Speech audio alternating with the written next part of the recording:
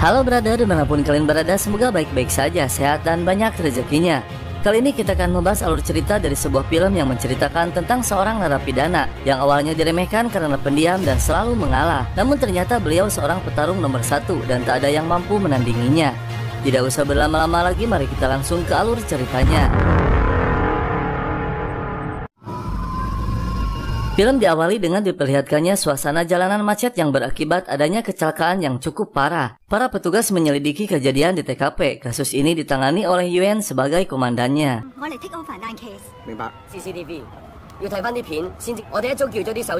Sebuah mobil mewah Ferrari rusak parah dan orangnya tewas di tempat. Namun setelah diselidiki ternyata bukan kecelakaan biasa. Dari hasil otopsi, orang itu sengaja dihabisi oleh seseorang tanpa menggunakan senjata melainkan dengan pukulan yang mematikan.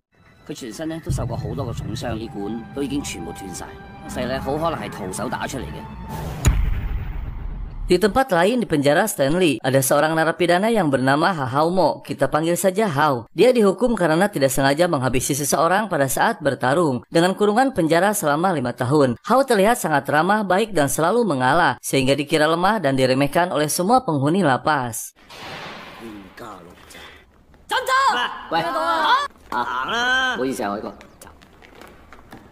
Hao melihat berita di televisi tentang kejadian tadi. Dia seolah-olah mengenal orang yang dihabisi dan orang yang menghabisinya. Kemudian Hao bicara pada petugas sipir agar bisa bertemu dengan Yuan dengan mengatakan akan membantu memecahkan kasusnya. Namun petugas itu menolaknya.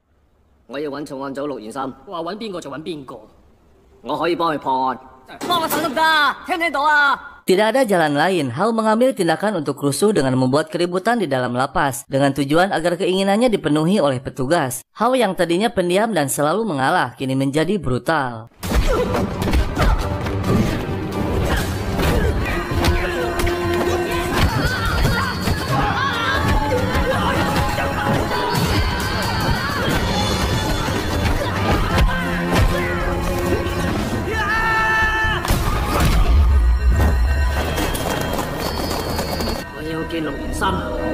Para petugas merasa aneh karena selama ini Hao orang yang paling baik namun tiba-tiba jadi brutal. Siasat Hao berhasil. Yuan pun datang menemuinya. Hao mengatakan bahwa dia mengenal orang yang tewas tersebut karena pernah bertarung dan mengalahkannya. Dia adalah petarung ahli tinju. Hao juga mengatakan mengenal orang yang menghabisinya. Dia bernama Feng Yu. Dia akan terus memburu dan membantai para ahli bela diri termasuk Hao sendiri. Namun Yuan tidak begitu merespon apa yang dikatakan oleh Hao. Lalu Hao menyebutkan nama-nama target selanjutnya yang akan diburu.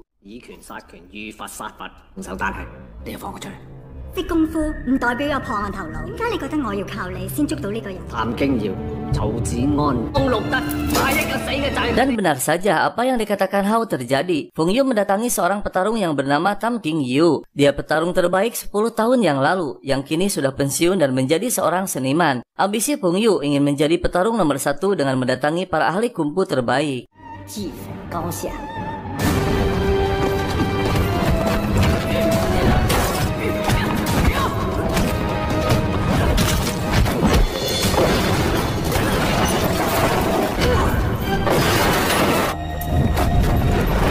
Yuan dan timnya sedang menyelidiki nama-nama yang disebutkan oleh Hao. Dari hasil penyelidikan, semua nama bersih, tidak ada catatan kriminal satupun. Namun pada saat menyelidiki nama Hao, semua terkejut. Yang tercatat di kepolisian, dia hanya seorang pelatih biasa. Namun ternyata Hao adalah mantan pimpinan bela diri terkenal 6 aliran gabungan yang memiliki ribuan pengikut di masa jayanya.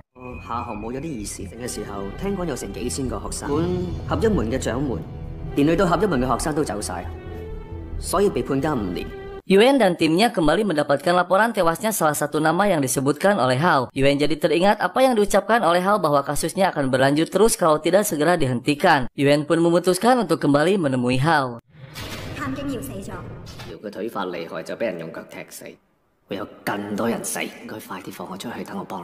Hao akhirnya bebas bersyarat akan membantu Yuan menyelesaikan kasusnya. Kini Hao tergabung dalam satuan tim personil Yuan. Lalu Hao menjelaskan urutan target siapa selanjutnya yang akan menjadi korban, yaitu seorang ahli bela diri gulat yang bernama Wong Chit.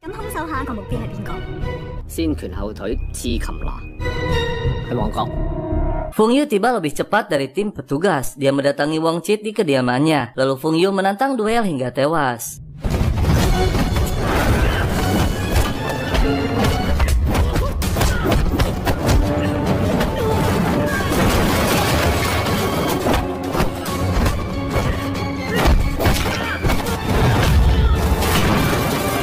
Yuan dan timnya tiba di kediaman Wong Chit, namun sayang mereka terlambat mendapati Wong Chit telah tewas. Tidak berselang lama tiba-tiba Hao melihat Feng Yu di atas gedung, lalu Hao mengejarnya. Yuan dan timnya pun ikut mengejar.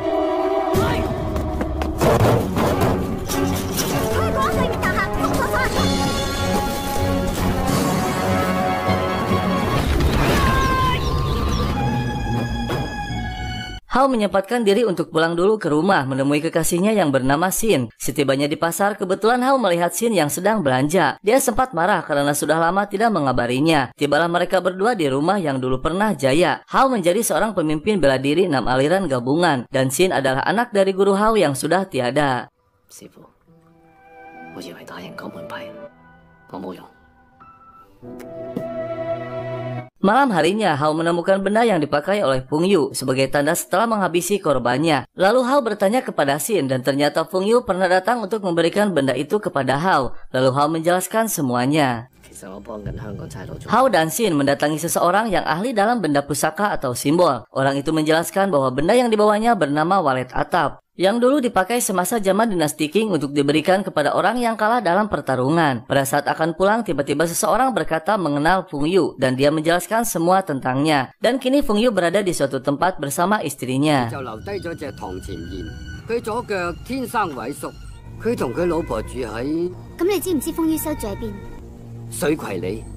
Hao dengan segera menghubungi Yuan mengabarkan info tersebut. Mereka pun bergegas membawa pasukan mendatangi kediamannya. Namun sayang Feng Yu sudah tidak berada di tempat itu. Orang yang punya kontrakan menjelaskan, Feng Yu tinggal bersama istrinya yang mengidap penyakit kanker. Dia tidak bisa mengobati istrinya karena tidak bekerja. Kesehariannya hanya berlatih kungfu saja.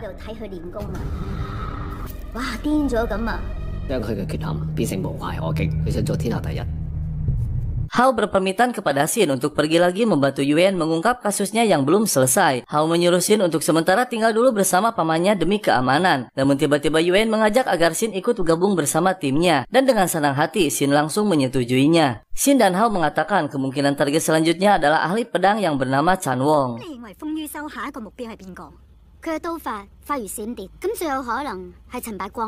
Para petugas ditempatkan di beberapa titik di sekitar kediaman Chan Wong. Mereka bertiga pun berada di restoran milik Chan Wong berjaga-jaga sambil menikmati hidangannya. Chan Wong yang dulu ahli pedang kini sudah pensiun dan membuka restoran. Mereka pun berbincang-bincang, namun dalam perbincangan Chan Wong mengatakan bahwa dirinya sudah tidak bisa lagi menggunakan pedang karena kecelakaan 2 tahun yang lalu. Seluruh ilmunya sudah diturunkan kepada muridnya yang bernama Hung Yip yang kini dijuluki sebagai ahli pedang. Sontak saja mereka terkejut karena salah orang. Yang seharusnya dilindungi adalah muridnya. Dan benar saja Feng Yu mendatangi Hung Yip, bukan mendatangi Chan Wong.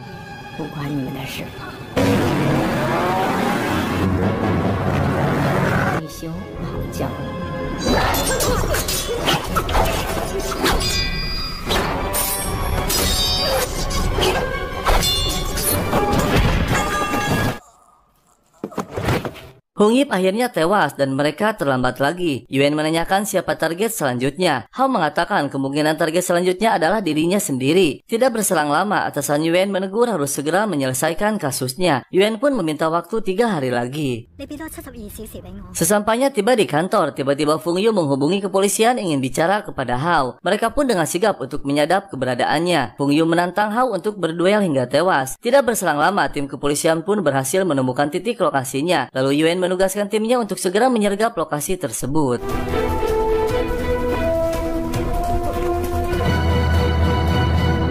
Lagi-lagi Feng Yu berhasil lolos, sudah tidak berada di tempatnya. Yuan pun semakin stres. Dari percakapan Feng Yu tadi, Yuan tiba-tiba mencurigai seolah-olah Hao terlibat dalam kasus berantai ini. Karena Feng Yu mengetahui Hao sedang dipenjara dan mengetahui tentang Xin pacarnya.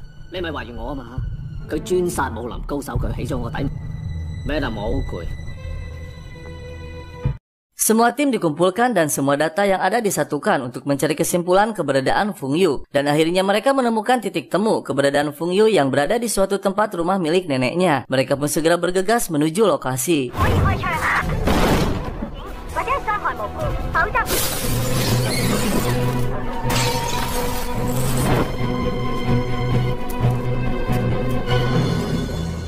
Lagi-lagi hasilnya nihil, Feng Yu sudah tidak berada di kediamannya. Namun tim menemukan simbol nisan istri Feng Yu yang sudah meninggal tidak lama. Kemudian Yuan memberikan arahan menugaskan timnya untuk waspada karena kemungkinan Feng Yu tidak jauh dari kediamannya.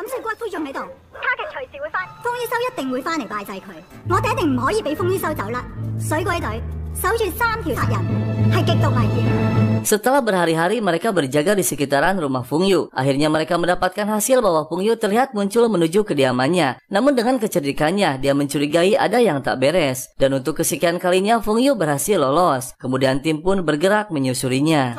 大要師添，即刻全面搜索。他嘅唔見咗，快啲！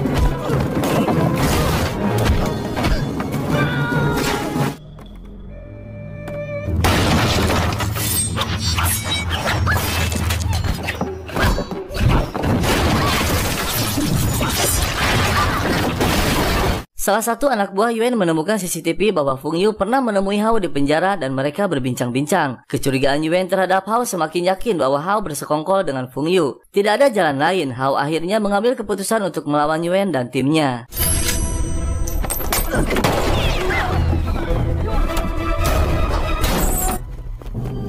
Ayo!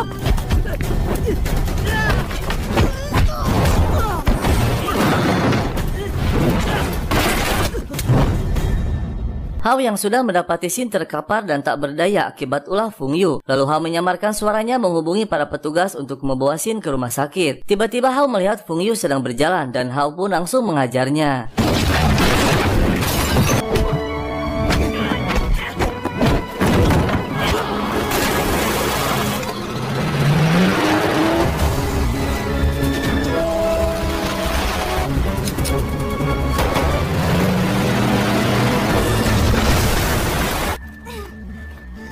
Feng Yu berhasil lagi meloloskan diri, begitu juga dengan Hao, yang kini Hao telah menjadi buronan disangka bersekongkol dengan Feng Yu. Sementara Xin diamankan dirawat di rumah sakit. Tiba-tiba Hao berbicara pada radio dan menjelaskan semuanya bahwa dia tidak terlibat, dan semua ini hanya salah paham saja.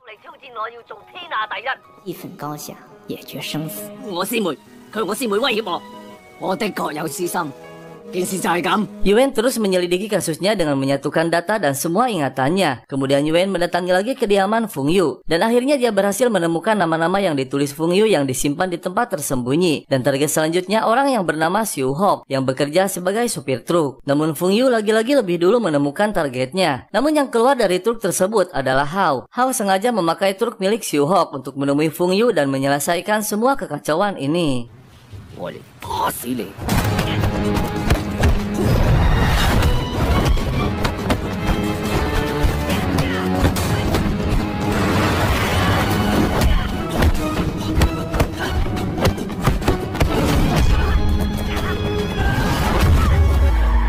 Xiu Hok menghubungi Yuan dan menjelaskan bahwa Hao sengaja membawa truknya menggantikan dirinya untuk menemui Feng Yu. Kemudian Yuan pun segera menyusul ke lokasi. Sementara Hao dan Feng Yu masih bertarung.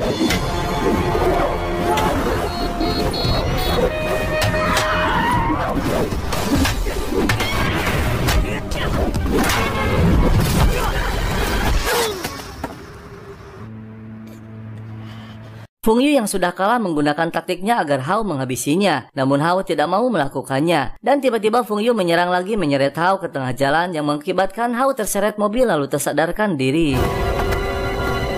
Saat Hao setengah tersadar, tiba-tiba Feng Yu sudah berada di hadapannya. Dengan liciknya dia akan menghabisi Hao dan menjadi petarung nomor 1. Namun tiba-tiba malah Feng Yu yang tumbang. Dan ternyata dia dihabisi oleh Yuan dengan tiba tepat waktu. Singkat cerita, 3 bulan kemudian, Hao kembali menjalani masa tahanan yang tersisa. Namun kini suasana lapas menjadi beda. Yang dulu Hao selalu diremehkan karena selalu mengalah. Kini tak ada yang berani menyentuhnya. Hao kini ditakuti dan disegani oleh semua tahanan termasuk penguasa lapas.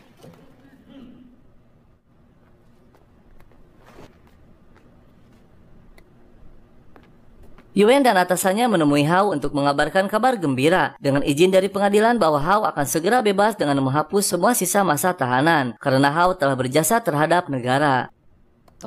Hao menjalani kehidupan kembali sebagai pelatih bela diri. Kini Hao dan Xin sudah menikah dan dikaruniai seorang anak. Mereka pun akhirnya hidup bahagia. Dan kisah film pun selesai. 出現喺我心中。